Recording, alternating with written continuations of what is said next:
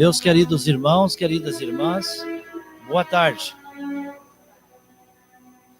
A partir desse instante, gostaríamos de cumprimentar a todos, dizer a todos que sejam bem-vindos a esta casa de amor, lar de esperança, hospital de almas. Que Deus nos abençoe, que Deus nos ilumine e nos traz a paz a todos nós. Queremos cumprimentar a cada um de vocês, aqui junto de nós, aqui presente, físico e espiritualmente. E queremos cumprimentar também os internautas, que, de uma certa forma, à distância, também se encontra presente, junto de cada um de nós. Que, nessa tarde de hoje, nós possamos aproveitar ao máximo dos ensinamentos que vão ser conduzidos pelo nosso querido irmão Maxilânio Lacerda. Esse trabalhador que já faz algum tempo, anos, que está conosco uma vez por mês. Carinhosamente aceitou esse trabalho e vem desenvolvendo com a habilidade muito importante para cada um de nós. Através de suas pesquisas, tem trazido crescimento a todos. Acredito que, de uma forma unânime, temos o apoio de todas as pessoas que o acompanham. Para nós é uma honra muito grande.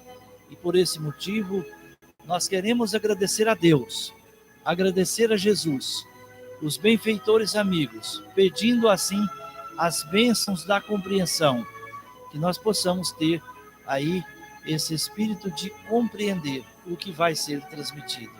E pedir as bênçãos para nós encarnados e para aqueles que já estão fora da matéria, que também está presente em nossa casa, participando dos estudos da tarde de hoje.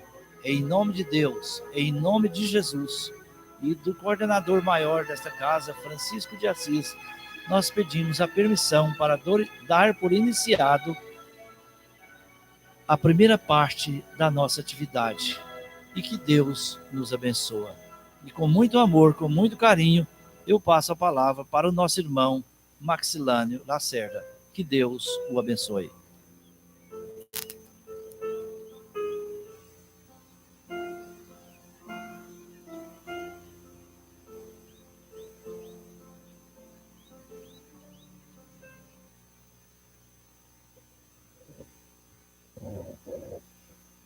Boa tarde a todas, boa tarde a todos. Que a paz do nosso divino Rabi, da humilde Galileia, permaneça em nossos corações hoje e sempre. O nosso Mestre Jesus veio até nós para nos trazer felicidade, para nos ensinar como conseguir alcançar a felicidade. Porém, se nós olharmos para os nossos movimentos da Terra, nós vamos ver muita infelicidade. Por um pouco que a gente estende as vistas, a gente encontra muitos irmãos em sofrimento. Se Jesus veio à Terra para trazer felicidade, como se explica tanta gente ainda sofrendo neste planeta que por alguns espíritos tem sido chamado de vale de lágrimas? A pergunta, então, é o tema de nossa abordagem hoje. A felicidade é possível na Terra? E a resposta nós vamos obtê-la com a doutrina espírita. Nós vamos buscar e encontrar nesse arcabouço precioso o que ela diz, a doutrina espírita. E para respondermos esta pergunta, precisaremos construir os elementos que sustentarão uma resposta que seja fidedigna aos ensinamentos espíritas. E por isso começamos com uma primeira pergunta: que mundo habitamos? E os espíritos nos responderam, está no Evangelho segundo o Espiritismo. A Terra oferece um dos tipos de mundos expiatórios. Mundos expiatórios, segundo disseram eles, é lugar de exílio. Exílio para espíritos rebeldes à lei de Deus.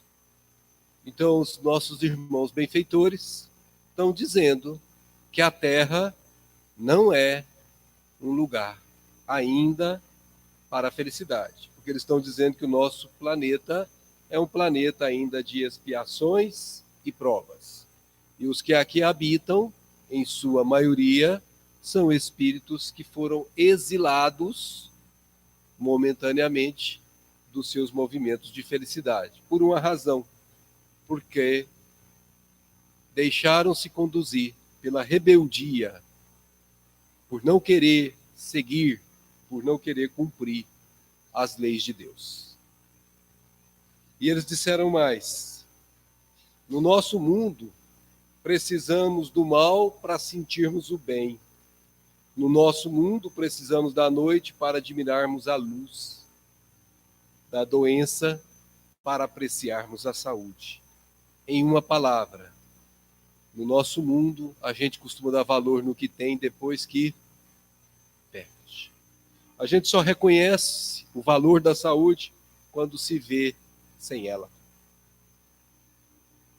Nunca, normalmente, uma pessoa agradece pelo seu estômago, pela hemácia que circula no seu sangue. Dificilmente uma pessoa agradece pelo dedão do pé, pelo calcanhar, pela glote, pelos neurônios. Mas o dia que qualquer um desses falhar, aquela pessoa será constrangida a pensar nele o tempo todo. Até mesmo a unha encravada, bem encravada, dói que só. E como diz o outro, você só reconhece que tem unha depois disso. Por que será que nós somos rebeldes em não agradecer a Deus pelo que já nos é dado gratuitamente? Por que precisamos conhecer as trevas para depois perceber o quanto éramos felizes na luz? Em outras palavras, por que nós precisamos viver o mal para dar valor no bem? Esses contrastes são característicos de mundos de expiações e provas. Lembrando que expiação é nada mais do que uma prova, só que é uma prova em que você é obrigado a cumprir. Você não tem como fugir dela. É uma prova que você já fugiu em outras vezes e a justiça divina chega um momento que diz, basta. E você é constrangido a cumprir a prova, querendo ou não. Isso chama expiação. Mas os espíritos disseram, naqueles outros mundos, estavam se referindo aos mundos felizes, não há necessidade desses contrastes. Sabe por quê? Porque a eterna luz, a eterna beleza e a eterna serenidade da alma proporcionam uma alegria eterna, uma alegria sem fim. A criatura está em conexão direta com o Pai, num sentimento de gratidão 24 horas por dia da sua vida. Ela agradece tudo que tem de uma maneira natural, espontânea o tempo todo. A gente percebe a rebeldia da terra quando você vê alguém sendo ajudado. Recebe uma casa inteirinha sem gastar um tostão furado. E no final recebe a casa e diz assim, ai, mas não teve nenhum lugar para eu colocar um quintalzinho. Aí você percebe por que aquela criatura está em sofrimento. É incapaz de ver, nesse estágio evolutivo dela, o bem que está sendo proporcionado. Ouvimos isso hoje, em nossos trabalhos aqui no Jesus Gonçalves de manhã. Lamentavelmente, esta é ainda uma maneira de ser de muitos de nós. Reclama pelo que não tem, sem reconhecer o que já possui. Os espíritos, então, nos disseram claramente que a felicidade não é deste mundo. Mas a felicidade será possível na Terra? Será que podemos ter um tanto de felicidade neste mundo? Os espíritos disseram: entretanto, os mundos felizes, aqueles em que reina a eterna felicidade, não são orbes privilegiados. A Deus a todos dá os mesmos direitos e as mesmas facilidades para chegarem até esses mundos. Os mundos estão lá e o Pai nos dá a oportunidade de chegar até eles, mas isso pede de nós a nossa parte na obra. Faça a tua parte e o céu te ajudará. Ir para este mundo ou não é responsabilidade intransferível de cada um de nós. A escolha é de cada um de nós. Mas alguém pode perguntar: qual o meio para se atingir esta felicidade? Allan Kardec, examinando esse assunto na questão 938A, faz um comentário dizendo assim: a natureza deu ao homem, ao ser humano, a necessidade, isso é necessidade, de amar e de ser amado. Tem hora que a coisa que você mais quer, que você mais deseja na vida, é alguém com quem você se afeiçoe do seu lado. Alguém que você possa abraçar, que você possa sentir o calor, que você possa sentir ali uma pessoa muito querida de você. Essa necessidade todos nós temos, de amar, mas também de ser amado. E Allan Kardec prossegue dizendo que um dos maiores gozos, um dos maiores júbilos, um dos maiores êxtases que nos são concedidos enquanto estamos na Terra é o de encontrar corações que com o nosso se simpatizem. Não há nada mais agradável quando a gente encontra com alguém que a gente se dá bem, que a gente fica feliz de estar ao lado dela. Como é tão desagradável encontrar pessoas que a gente muda de calçada às vezes para não encontrar a criatura. Ô Jesus, para que fazer isso? Porque tem um movimento íntimo de antipatia que afasta você dela quando você deveria se aproximar, perdoar e aprender a amar. Mas quando você já fez isso, já ama, a maior felicidade é você reencontrar uma pessoa dessa que você quer tanto e que você não vê há anos. Muitas vezes acontece isso quando a gente se afasta pelo motivo das diversas encarnações de afetos. E a gente fica 2, 3 encarnações sem encontrar uma alma querida. E chega um momento em que ela se aproxima de nós em espírito e nos toca em espírito. Particularmente a mim, sinto como se estivesse me abraçando naquele momento e as lágrimas rolam, porque eu sei que é uma alma querida que está do meu lado e que eu sinto uma saudade que eu não sei explicar como é. Mas eu sinto. Isso para um desencarnado que eu não vejo há séculos. Imagina para um encarnado que eu não vejo há alguns anos e que eu quero tanto bem. Esse é um dos maiores gozos. Dar-se bem com todo mundo, dar-se bem com pessoas, ser aceito e aceitar as pessoas como elas são. E não como eu gostaria que elas fossem. Diz ainda Allan Kardec: a natureza dá à criatura humana, assim, as primícias, os albores, o começo da felicidade, que o aguarda, que o espera no mundo dos espíritos perfeitos, onde tudo é amor e benignidade. Portanto, você sabe como chegar lá. Construa afetos. Crie as simpatias por onde você passar. Largue a sua marca por onde você passar no coração dos seus irmãos. Seja querido pelo bem que você faz. E você estará iniciando as primícias da felicidade, porque você estará fazendo a construção do amor por onde você for. Por onde você for, deixe a sua marca de amor. Primícias da felicidade. Encontrar corações que com o nosso se simpatizem. Mas alguém pode perguntar: Como encontrar corações que com o nosso simpatizem? Como transformar todos os corações simpáticos com o nosso? Enfim, como encontrar ou ter a felicidade plena?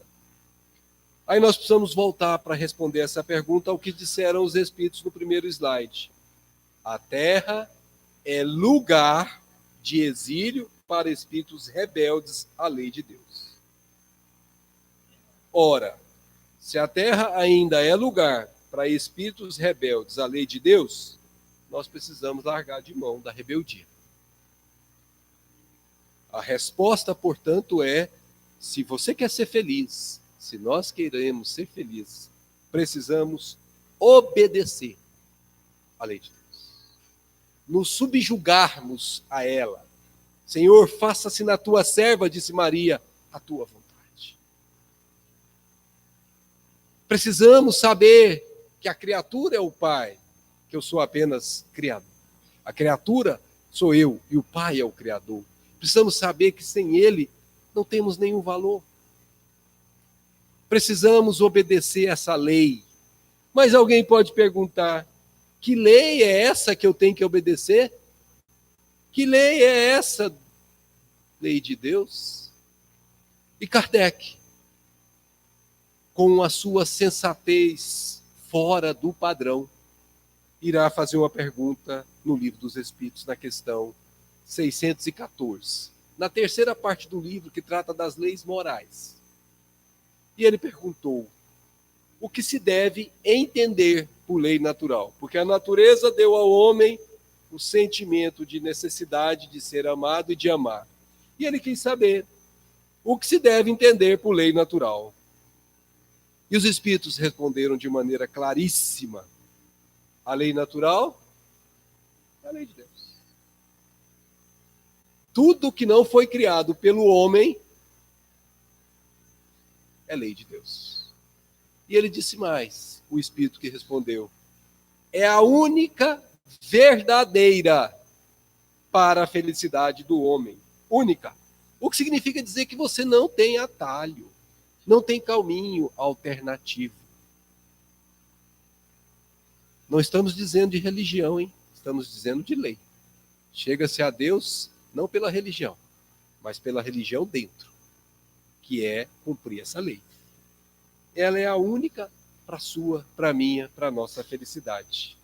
E disseram mais: essa lei, a lei de Deus, indica-nos o que nós devemos fazer ou deixar de fazer.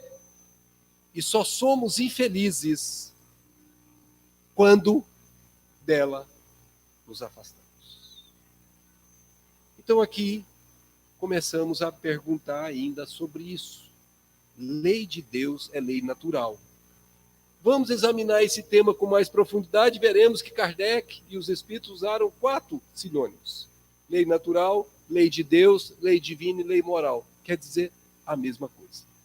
E ele, Kardec, gastou um enorme tempo, que é a terceira parte do Livro dos Espíritos, para falar dessa lei moral, que depois ele ampliou no que é hoje o livro mais vendido da codificação espírita, o Evangelho segundo o Espírito, que é todo ele a lei moral de Jesus. Por isso ele examinou isso com cuidado. Que definição se pode dar da moral? Eles responderam: a moral é a regra de bem proceder, de fazer o bem, isto é, de separar o bem do mal. O homem procede bem, o homem faz bem, quando tudo faz pelo bem de todos, não só o seu, não só o da sua casa, não só os que você gosta. Quando faz pelo bem de todos. Por quê? Porque então cumpre a lei? Opa! Agora nós estamos entendendo por que na oração dominical que Jesus nos ensinou, e que nós aprendemos desde pequenininho com os nossos papais e mamães, ele disse: seja feita a vossa vontade, assim na terra como no céu. Não é a sua, não é a minha, não é a nossa vontade que deve prevalecer, é a vontade de Deus. Mas alguém pode perguntar ainda: mas Max, não está claro ainda essa lei de Deus. Não está claro porque não estudamos. Porque há 2000 anos atrás, já temos um livro que ensinou isso.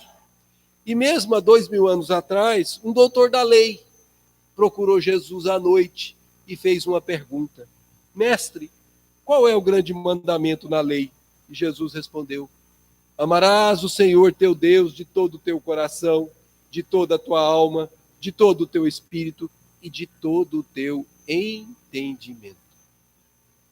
Este, o maior e o primeiro mandamento. E aqui tendes o segundo, disse Jesus, semelhante a esse: amarás o teu próximo como a ti mesmo. E termina ele dizendo para o doutor da lei, para todos nós: toda a lei e os profetas se acham contidas nesses dois mandamentos. Veja que não é convite. Ou você ama, ou você ama.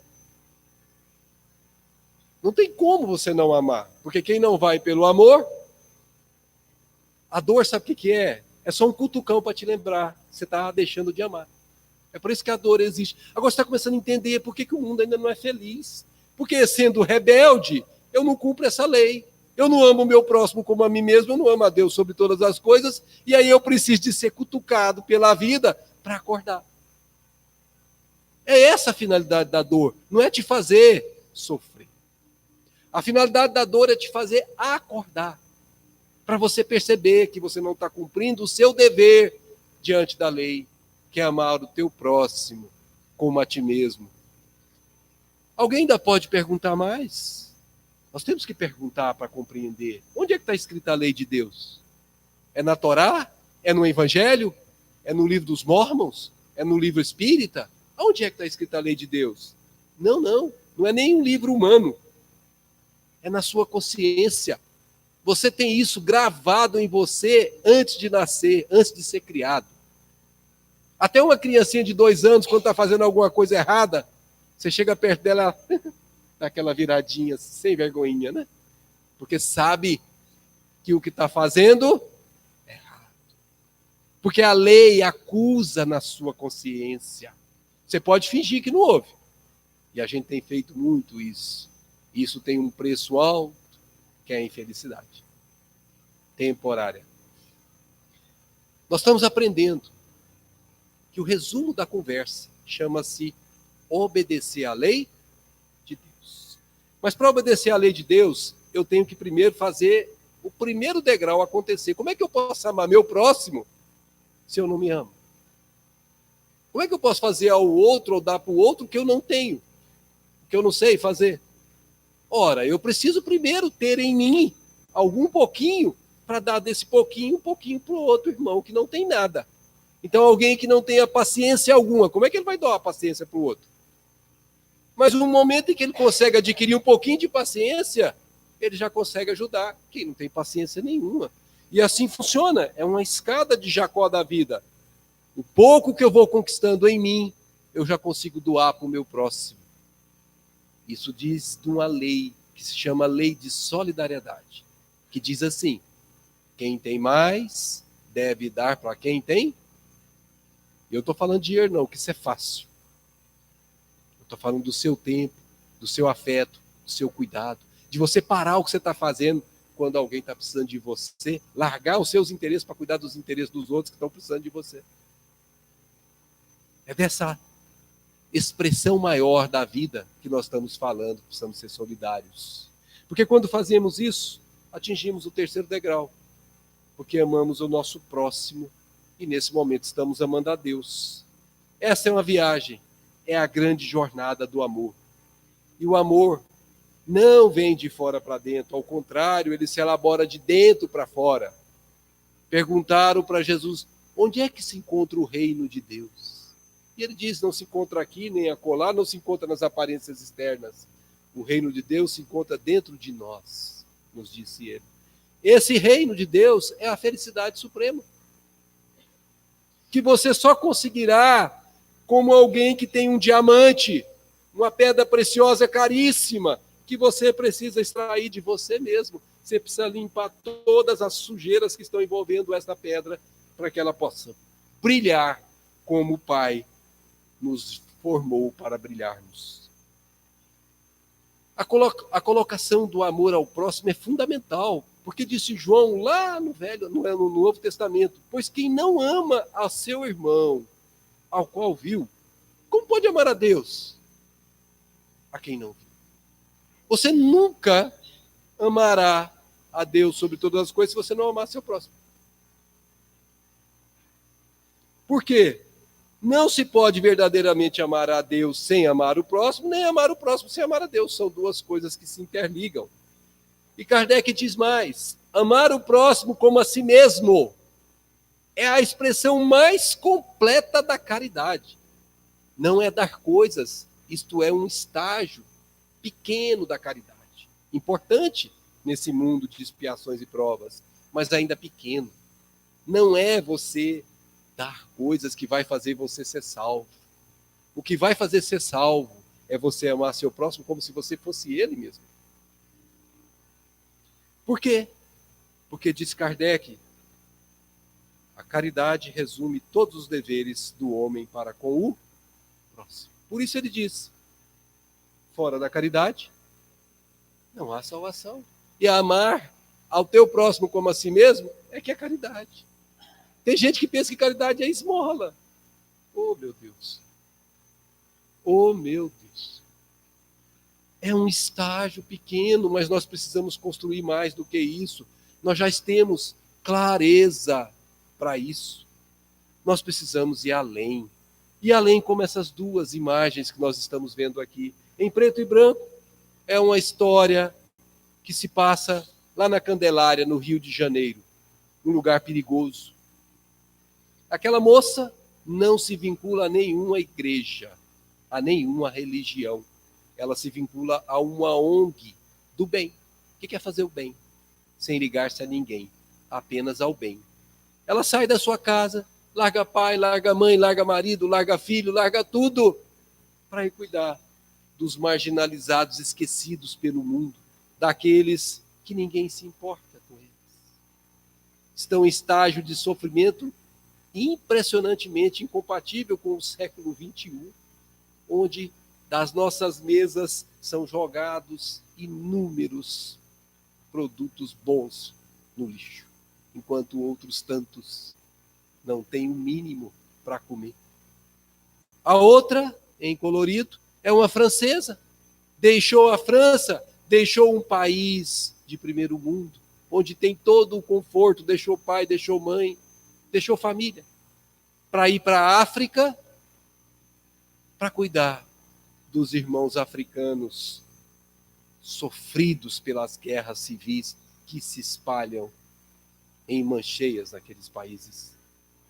Esse é o verdadeiro significado da caridade, porque a caridade não é religião, a caridade é o amor em movimento. É eu sair de mim para entrar na vida do outro e ajudar o outro a ser melhor, dignificar o outro. Eu posso até ter que dar coisas num determinado momento, mas eu tenho que ajudar o outro a conseguir as suas próprias coisas no momento seguinte. Para que o outro possa caminhar com as suas próprias pernas. Mas alguém ainda pode perguntar: mas quem nos ensinará a amar?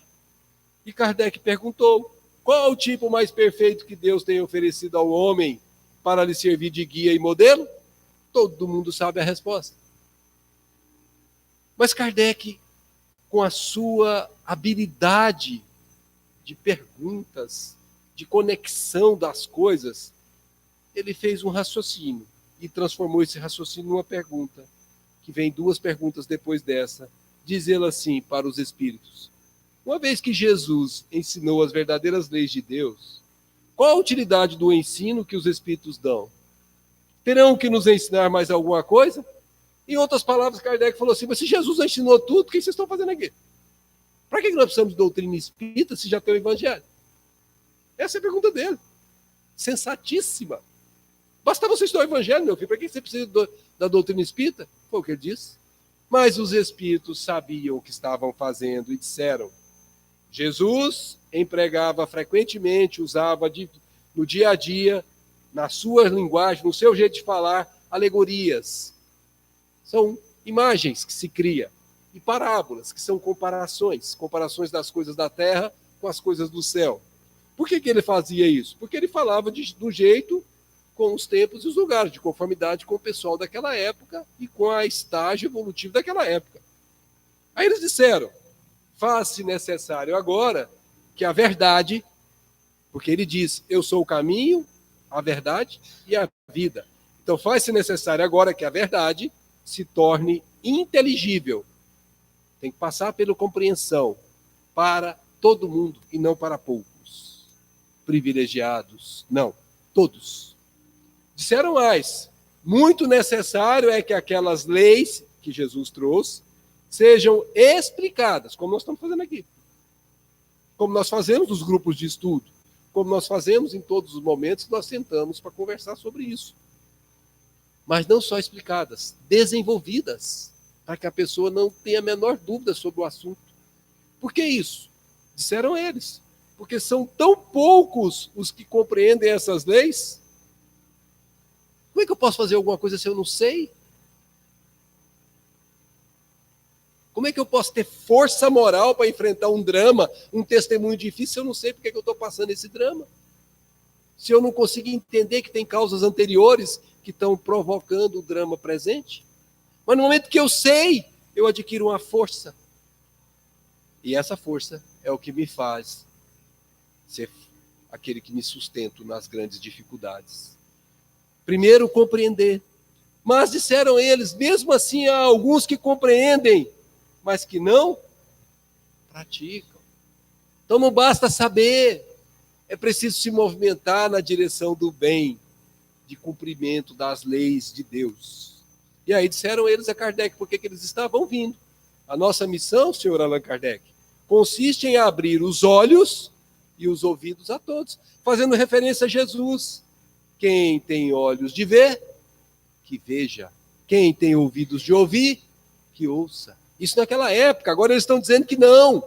Todos nós temos ouvidos e olhos para compreender a mensagem de Jesus. E terminam eles dizendo, o ensino dos Espíritos tem que ser claro e sem equívocos. Não pode ter dúvidas. Tem que ser claro e sem equívocos. Por que isso? Para que isso? Para que ninguém possa dizer que não sabia. Para que ninguém possa dizer que era ignorante do assunto. E para que todos possam julgar o Espiritismo e apreciar o Espiritismo com a razão. Eu entro no Espiritismo não porque alguém me mandou, porque o Espiritismo fez sentido, me respondeu as perguntas que eu não conseguia responder em lugar nenhum. Eu sei por que eu sofro. Eu sei para onde eu vou depois da morte. Isso é razão. Isso me dá uma fé. A fé raciocina. Eu não mais creio. Eu passei desse estágio. Eu sei. Porque quem crê pode descrer. Quem sabe jamais deixa de saber. Por isso, quem poderá nos ajudar? Jesus. E ele disse que nós seremos reconhecidos, os seus discípulos, por muito nos amarmos. Eu pergunto a vocês, essa senhora que está do lado aí, vocês conhecem ela? Quem é? E esse outro aí que eu nunca vi na minha vida, quem é esse sujeito? Vocês conhecem ele também? Benza a Deus. Eu pergunto para vocês, vocês acham que tem um melhor do que o outro aí? Sabe por que não tem? Porque não é a escola que você professa que define quem você é. É o bem que você faz. E os dois fizeram um bem para a humanidade imenso, independentemente de onde estejam. Por isso o Espiritismo não diz fora do Espiritismo não há salvação. Diz fora do bem não há salvação. Não importa a escola religiosa, importa o bem que você faça. Feliz se você estiver no Espiritismo, porque você vai compreender porque faz o bem. Então, reconhecido por muito nos amarmos, é como Jesus nos considera discípulos. Agora que nós já sabemos de tudo isso, nós precisamos fazer reflexões. Porque a cada momento que viemos para um centro como esse, nós não viemos para aprender e dizer para os outros que sabemos. Nós viemos para aprender e aplicar o que sabemos em nossas vidas. A pergunta da Nossa palestra é: haverá a felicidade na Terra? Poderá haver? Podemos responder com uma pergunta que Kardec fez: pode o homem gozar de completa felicidade na Terra? Está na questão 920. E a resposta agora todos nós já sabemos: não. Por quê? Porque a vida nos foi dada como prova ou expiação. Agora olha o que eles disseram: porém, de nós depende a suavização dos nossos males e depende de nós ser tão feliz quanto possível. Com todo respeito, a maior felicidade que eu experimento é quando eu sinto que alguém com o qual eu convivi crescer. Certa ocasião,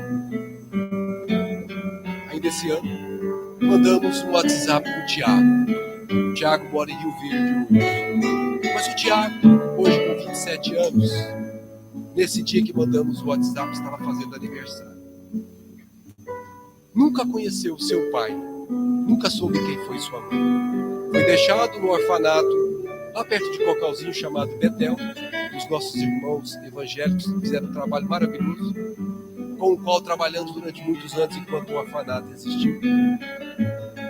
E esse menino jamais soube o significado de dizer papai, mamãe.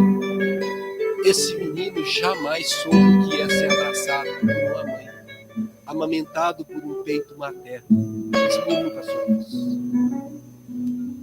E quando mandamos para ele o WhatsApp, como pensamos em fazer todas as vezes que a vida nos oportuniza a condição, lembramos do aniversário dele, ele nos mandou a resposta algumas horas depois. Puxa, tio, é como ele me chama. Isso é o final do dia já, anoitecendo. O senhor foi o único que se lembrou de mim. Eu imagino que ele estava chorando no momento em que isso aconteceu. É muito triste ser só. É muito triste ser desamparado. Ser feliz na terra é nos ampararmos uns aos outros. A felicidade, portanto, está em elaboração. Nós podemos ser felizes em alguns momentos, quando fazemos os outros felizes. Mas alguém pode perguntar: haverá, contudo, alguma soma de felicidade comum a todos os homens? E os espíritos disseram: com relação à vida material, é a posse do necessário, nem mais e nem menos. Você tem o que você precisa, nem mais e nem menos. Menos, você vai experimentar a carestia, mais você vai experimentar a tentação de achar que você é melhor do que os outros, de querer tudo ao seu dispor. Então tenha o que você precisa, seja você uma humilde pessoa, seja você um industriário. Se você tem uma indústria que você serve para dar empregos, gerar produtos, você tem alguma coisa que está servindo à humanidade. Não é para o seu benefício pessoal. Mas se você tem pouco, doe do pouco que você tem a quem tem menos do que você, inclusive o seu tempo. Essa posse do necessário é com relação ao material. Mas com relação à vida moral, ou seja, cumprir as leis de Deus, você deve ter duas coisas, disseram eles: consciência tranquila e a fé no futuro. Saber que você é imortal, que você está evoluindo e voltará para o Pai de onde você veio. Saber que nada acontece por acaso e ter a sua consciência em paz. Posse do necessário, consciência tranquila, fé no futuro. São as três bases de felicidade possível no seu planeta. Se você viver com a sua consciência tranquila, sem ter do que se arrepender do que fez, você estará em paz com você mesmo. A coisa mais dolorida que tem para alguém é não dormir, porque não consegue dormir com a consciência completa, um complexo de culpa. É uma coisa tremendamente dolorida. Por isso precisamos nos perguntar: a quantas andamos nós nessas recomendações? Temos o necessário ou estou tendo mais do que eu preciso? Eu estou com a minha consciência tranquila ou ainda tem gente que eu tenho lá no passado, que eu fiz mal, que eu ainda não pedi perdão? Será que eu fiz coisa que eu ainda machuquei pessoas? Será que eu fiz alguma coisa que a minha consciência me acusa de vez em quando? Se tiver, tira logo de você enquanto você está a caminho. Será que eu tenho certeza de que a vida prossegue mesmo? Ou será que eu preciso compreender melhor? Temos um caso que nós trouxemos aqui, real, um médico bem-sucedido na sociedade do Rio de Janeiro. Chama André Luiz. Escreveu 13 livros sobre a vida no mundo espiritual. No primeiro livro, que chama Nosso Lar, ele diz da vida dele. E ele estava no mundo espiritual numa condição deprimente, sofrida, 8 anos em pleno sofrimento. Esta imagem, que é uma pictografia, o que é uma pictografia? É uma mensagem mediúnica em que alguém que tem habilidade pintou, refletindo como deveria ser onde ele estava. Dá para ver suas companhias, as companhias de André Luiz. E ele, quando foi socorrido pelo Nosso Lar, ele disse assim, numa autorreflexão humilde: de fato, conhecia as letras do Velho Testamento e muitas vezes folheara o Evangelho. Entretanto, era forçoso reconhecer que nunca procurara as letras sagradas com a luz do coração. Como muitos de nós, carrega a Bíblia debaixo do braço, vai para a igreja e volta e faz tudo do mesmo jeito. Não toca o coração, porque Jesus disse que onde estiver o vosso tesouro, aí estará o vosso. Continua dizendo ele: filhos de pais excessivamente generosos conquistaram os meus títulos universitários sem maior sacrifício. E os Espíritos advertem: quanto mais rude for a prova e melhor nós suportarmos a prova, mais nós nos levaremos. E ele não suportou, porque ele não teve prova difícil.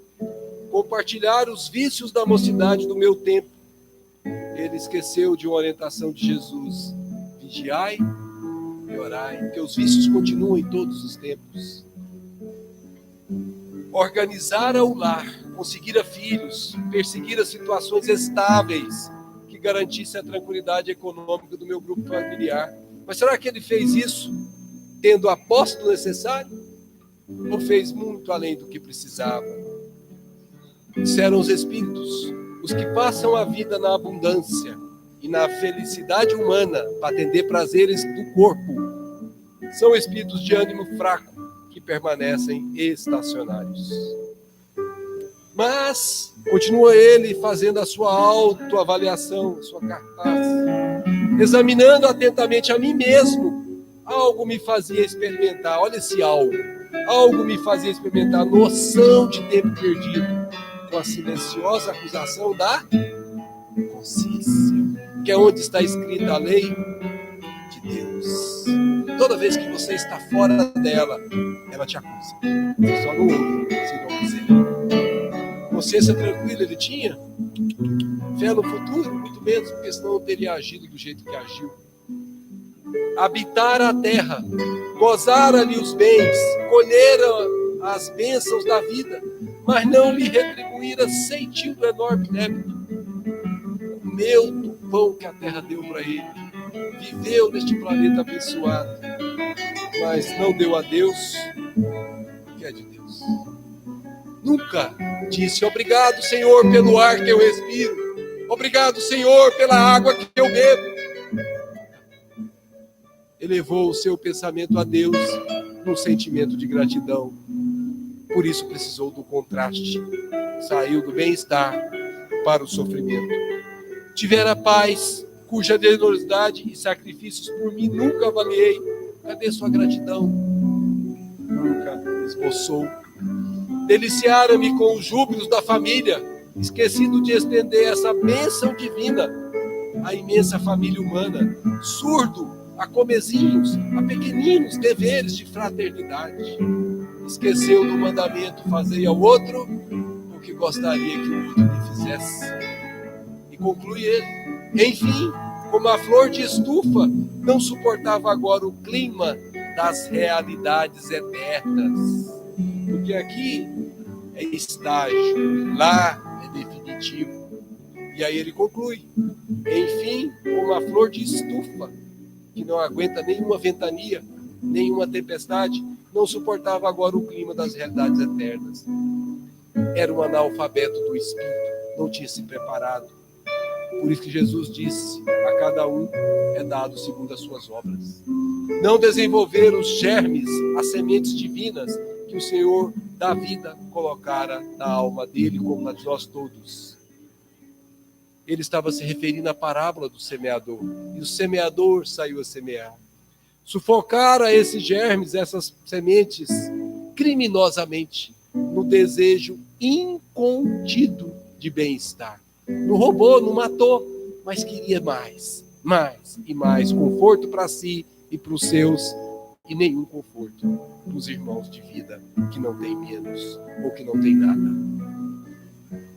Por isso, ele fazia referência à parábola de Jesus: aquele que recebe a semente entre os espinheiros é o que ouve a palavra, mas quem logo os cuidados deste século e a ilusão das riquezas abafam aquela palavra e a tornam infrutífera.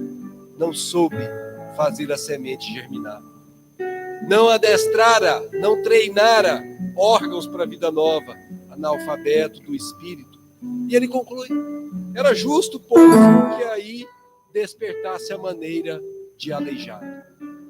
Era justo, porque ele chegou lá como um paralítico da alma. Jesus não veio curar os paralíticos do corpo, ele veio curar os paralíticos da alma. Ou como um mendigo infeliz que perambula à mercê de impetuosos tufões, rastejando um ex-médico renomado para poder conseguir indicar um pouquinho de paz para sua consciência. Mendigo da alma. Jesus não veio para curar os mendigos do corpo, mas os mendigos da alma. E aí ele nos adverte para que nós evitamos. Ó amigos da terra, quantos de vós podereis evitar o caminho da amargura com o preparo dos campos interiores do coração? Mexa com o seu sentimento para que a semente do bem possa germinar. Entrai pela porta estreita, não busque as facilidades do mundo, não. Acendei vossas luzes antes de atravessar a grande sombra, que é a passagem para o lado de lá. Estava dizendo ele o que Jesus já tinha dito: brilhe a vossa luz diante dos homens, glorificai o vosso Pai que está na terra, no céu. E disse mais: buscai a verdade antes que a verdade vos surpreenda. A verdade não chega até você, você tem que buscá-la. Mas alguém pode dizer: mas onde é que está a verdade? Já sabemos disso há 2000 anos. Eu sou o caminho, a verdade e a vida. Ele mesmo disse pessoalmente quando esteve entre nós encarnado: eu sou a luz do mundo. Quem me segue, de modo algum andará em trevas, mas terá a luz da vida. Quem você está seguindo na vida? Quem você está escolhendo para ser aquele que você tem como seu guia? Pensa nisso. Porque se você escolher um cantor de rock, um ator importante, ou qualquer outra pessoa do mundo, você vai cair, porque é cego conduzindo cego. A luz vem apenas do mais alto. Muita paz a todas, muita paz a todos, e muito obrigado por sua atenção.